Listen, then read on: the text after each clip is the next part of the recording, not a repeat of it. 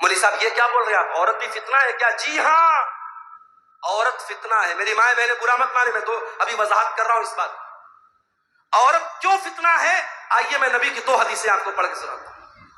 اللہ کے پیارے نبی فرماتے ہیں ما ترکت فتنة اضر علی الرجال من امتی من النساء، میں نے اپنی امت کے مردوں کے لیے عورت سے خطرناک کوئی فتنہ نہیں چھوڑا ہے.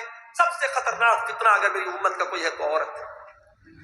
دوسری حدیث اللہ کے پیارے نبی فرماتے ہیں دنیا کلھا متاع وخیر متاع الدنیا المرأة الصالحہ، دنیا کی سب سے قیمتی دولت نیک عورت ہے. اے اللہ کے نبی، آپ کی 2 باتیں الگ الگ کیوں ہیں؟ ایک طرف آپ کہتے ہیں دنیا کا سب سے بڑا فتنہ عورت ہے، اور ایک طرف آپ کہتے ہیں کہ دنیا کی سب سے بڑی دولت عورت ہے. میری پیاری ماں بہنوں، نبی نے خود ہی جواب دے دیا. جب عورت نیک بن جائے، جب عورت دیندار بن جائے، جب عورت صالحہ بن جائے تو وہ دنیا کی سب سے بڑی دولت ہے. اور جب وہ عورت اللہ کے دین سے نکل جائے، پردے سے نکل جائے، شرم و حیا سے نکل جائے تو اس سے بڑا فتنہ کوئی نہیں ہے. اسی لیے اللہ کے نبی نے تعلیم دی، اسی لیے اللہ کے نبی نے تعلیم دی جب عورت گھر سے نکلے تو پردے میں نکلے. بلکہ قرآن میں اللہ تعالیٰ نے ایک عورت کو کسی غیر محرم سے اگر بات کرنا پڑ جائے، اللہ تعالیٰ نے غیر محرم سے بات کرنے کا سلیقہ بھی عورت کو سکھایا. فرمایا فلا تخضعن بالقول فیطمع الذی فی قلبہ مرض. اے مسلمان عورتوں، جب تمہیں کسی غیر مرد سے بات کرنا پڑ جائے تو تم نرمی کے ساتھ اور لچک کے ساتھ بات مت کرنا، بلکہ تمہارے انداز میں کڑا پن ہونا چاہیے. تم کڑک انداز میں بات کیا کرو. وَقُلْنَ قَوْلًا مَعْرُوفًا، اور جو بھی بات کرو صحیح بات کرو، دستور کے مطابق کرو. قرآن بتا رہا عورت کو بات کرنے کا. اور کیوں ایسا کہا کہ سامنے والے کے دل میں کہیں تمہارے خلاف، تمہارے لیے کوئی امید کا پودا نہ اس کے دل میں پیدا ہو. رانگ نمبر سے کال آئی عورت کے موبائل پہ، لڑکی کے موبائل پہ.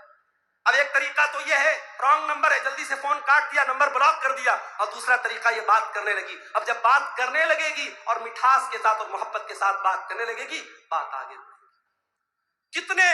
کتنے واقعات اس بات کے گواہ ہیں کہ رانگ نمبر سے آنے والی ایک کال اور غلط نمبر سے آنے والا ایک میسج وہ جا کر کے ختم ہوتا ہے زناکاری اور بدکاری پر. میری ماں اور بہنوں، بڑے ادب کے ساتھ کہنا چاہتا ہوں، موبائل آپ کے لیے بڑا خطرناک ہتھیار بن چکا ہے.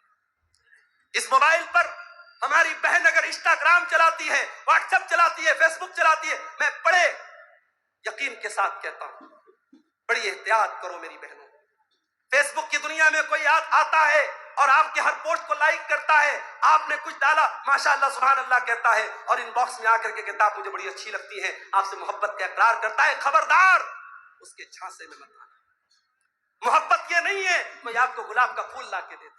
محبت یہ نہیں ہے کوئی فیس بک پر آ کر کے آپ سے محبت کا اقرار کرے. ارے محبت تو وہ کرتا ہے جو سینکڑوں لوگوں کے درمیان کہتا ہے میں نے اس عورت کو اپنے نکاح میں قبول کیا، میں نے اس عورت کو اپنے نکاح میں قبول کیا، اور اس کی پوری ذمہ داری کو اپنے کندھے پر لیتا ہے، اس کو اپنی بیوی بناتا ہے. محبت وہ کرتا ہے. محبت ایک دن گلاب کا پھول دینے سے محبت ثابت نہیں. خبردار، یہ ناجائز محبت تمہاری آبرو اور تمہاری شرمگاہ اور تمہاری عزت کو خطرے میں ڈال دے گی. خبردار، سوشل میڈیا کا استعمال بہت احتیاط کے ساتھ کرو. میرے بھائیوں، اس دور کا بہت بڑا فتنہ یہ عورت کا فتنہ ہے، اور جس میں عالم، جاہل، نیک، برا کوئی بھی پھنس سکتا ہے. اسی لیے اللہ کے نبی نے فرمایا جب کسی عورت کے ساتھ اکیلے میں ملتا ہے تو تیسرا وہاں شیطان ہوتا ہے. چاہے وہ مرد اپنے دور کا بہت بڑا عالم ہو، وہ عورت بہت نیک عورت ہو، اگر تیسرا وہاں 2 مرد اور عورت اکیلے میں ہے تو تیسرا وہاں شیطان ہے. اب اس فتنے کے دور میں ہم کیا کریں، یہ ہمارے ٹاپک کا آخری پہلو ہے، اس کو ہم بیان کر کے بعد ختم کریں. فتنوں کے اس دور میں پہلا کام، فتنوں کی جانکاری حاصل کرو، علم حاصل کرو، علماء سے ملو، تقریروں میں جاؤ، جلسوں میں جاؤ. مجھے بہت سے لوگ ملے مٹروں میں، بھگیا میں، اور راستے میں جہاں مولوی صاحب ہم لوگ کل آئیں گے، دوسرے دن آئیں گے. یہ 2 دن کے جلسے میں پہلے دن کی کوئی ویلو ہی نہیں ہے. اگر 2 دن کے جلسے میں پہلے دن کی ویلو نہیں ہے تو پھر جلسہ 1 دن کرو بھائی. لوگ بتاتے ہیں صاحب مولوی صاحب پہلے دن لوگ کم آتے ہیں، دوسرے دن زیادہ آتے ہیں. یہ ماحول نہیں ہونا چاہیے. جلسہ اگر 2 دن کا ہے، دونوں دن آپ جائیں، یا 2 دن آپ مت کرائیے اگر اس کو برداشت نہیں کر سکتے. ان جلسوں اور تقریروں کو ہندوستان کے چنندہ علماء آپ کے بیچ میں آتے ہیں، اور یہ جلسے والے بڑی محنت کر کے، بڑی منت سماجت کر کے ان کا ٹائم لیتے ہیں. آپ قدر کریں. آپ کبھی غور کریں ان دیہات کے علاقوں میں، ان پہاڑوں کے بیچ میں ہندوستان کے کونے کونے سے علماء، میراج ربانی صاحب ممبئی اور بنگلور سے چلے آ رہے ہیں، اور کوئی ممبئی سے آ رہا ہے، کوئی بنارس سے آ رہا ہے، کوئی جھارکھنڈ سے آ رہا ہے، کوئی یوپی کے سدھارتھ نگر سے آ رہا ہے، کوئی اٹاوا سے آ رہا ہے. یہ علماء آپ کے چنندہ علماء آپ کے دھرتی پر آتے ہیں. یہ آپ کے لیے بڑی خوشی کی بات ہے میرے بھائی. آپ علماء سے اپنا تعلق مضبوط کریں، علم حاصل کریں. حضرت حذیفہ رضی اللہ تعالیٰ عنہ اللہ کے نبی کے صحابی ہیں، وہ کہتے ہیں دوسرے صحابہ اللہ کے نبی سے اچھی باتیں پوچھتے تھے، مگر میں پوچھتا تھا اے اللہ کے نبی آپ کے بعد برا کیا ہوگا، شر کیا ہوگا، برائی کیا ہوگی. میں اس لیے پوچھتا تھا تاکہ میں برائی سے بچ جاؤں. تو میرے بھائی فتنوں کی جانکاری حاصل. اور جب فتنوں کا دور آ گیا ہے تو ایک بات اور کان کھول کر کے سن لو. فتنوں کے اس دور میں آپ کے گاؤں والے کیا کر رہے ہیں اس کی چنتا نہ کرو. پورے برہیٹ میں کیا ہو رہا ہے، پورے بواری جور میں کیا ہو رہا ہے، پورے تتریا بغیا میں کیا ہو رہا ہے، اس کی چنتا نہ کرو. پہلے اپنے آپ کو اور اپنے پریوار کو سنبھالنے کی کوشش کرو. اے میری امت کے لوگوں، جب فتنوں کا دور آ جائے تو شریعت کی جو باتیں تم کو معلوم ہیں ان پر عمل کرنا، جو معلوم نہیں ہے ان سے اپنے آپ کو بچا کے رکھنا. وَتُقْبِلُونَ عَلَىٰ أَمْرِ خَاصَّتِكُمْ، اور اپنے پریوار پر توجہ دینا، اپنی فیملی کو ان فتنوں سے بچا کر کے رکھنا. آج ہمارا مسئلہ یہ ہے، ہمیں گاؤں بھر کی فکر ہے، پورے محلے کی فکر ہے، ہمیں اپنے پریوار کی فکر نہیں. ہماری بیٹی کہاں جا رہی، ہمارا بیٹا کہاں جا رہا ہے، اس کی فکر نہیں. پورے گاؤں کی ہمیں فکر ہے. میرے بھائی اپنے پریوار پر توجہ. ہر انسان اپنے پریوار سے بڑی محبت کرتا ہے، اپنے بچوں سے ہم بڑا پیار کرتے ہیں. بچوں کو ذرا سی چوٹ پہنچ جائے ماں باپ بلکنے لگتے ہیں. ابھی بنارس کے ہمارے ایک دوست ہیں، ابھی ایک ہفتہ پہلے کا واقعہ ہے. ان کا 1.5 سال کا بچہ، 18 مہینے کا بچہ، مکان کی چھت ڈھلائی ہو رہی تھی. سلیب ابھی نیا نیا سلیب بنا تھا.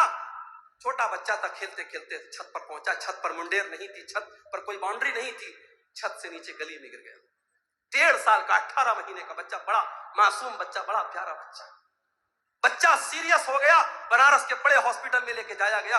24 گھنٹے بچہ چل نہیں پایا، انتقال ہو گیا. میرے بھائی میں اس وقت اتفاق سے باہر گیا ہوا تھا، مجھے خبر لگی. میں نے جب اپنے دوست کو فون کیا، وہ صرف رو رہا ہے، اس کی آنکھوں سے آنسو بہ رہے. کہہ رہے مولانا میرے بچے کی خطا کیا ہے، میرا بچہ کیوں چلا گیا. میں نے صبر کی تلقین کی. میں نے کہا اللہ آپ کو اس کا اجر دے گا، آپ صبر سے کام کیجیے.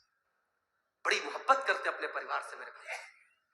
کتنے لوگ ہیں اسی جھارکھنڈ کے، اسی آپ کے علاقے کے، دلی میں جا کے کام کرتے، کلکتہ میں کام کرتے، ممبئی میں کام کرتے. کیوں؟ کبھی آپ نے سوچا ہے دبئی میں اور سعودی میں جو لوگ کام کرتے ہیں بڑی اچھی زندگی نہیں گزارتے ہیں؟ ہمیں لگتا ہے صاحب وہاں تو اے سی میں رہتے ہوں گے، 24 گھنٹے وہاں محلوں میں آرام سے رہتے ہوں گے. کبھی آپ جا کے دیکھیں سعودی میں اور دبئی میں جو کام کرنے والے ورکرز ہیں ان کے کارخانے کیسے ہوتے ہیں. یہاں ان کے بچے عیش کر رہے ہیں، ان کی بیوی اے سی میں رہ رہی ہے، ان کے بچے کولر میں رہ رہے ہیں. وہاں بیچارے گرمی میں دھوپ میں ان کو ستایا جاتا ہے. میرے بھائیوں انسان اتنی تکلیفیں کس کے لیے اٹھاتا؟ اپنی فیملی کے لیے. جس فیملی سے ہم اتنا پیار کرتے ہیں کہ ہم گوارا کر لیں گے ہماری فیملی جہنم کی آگ میں چلی جائے.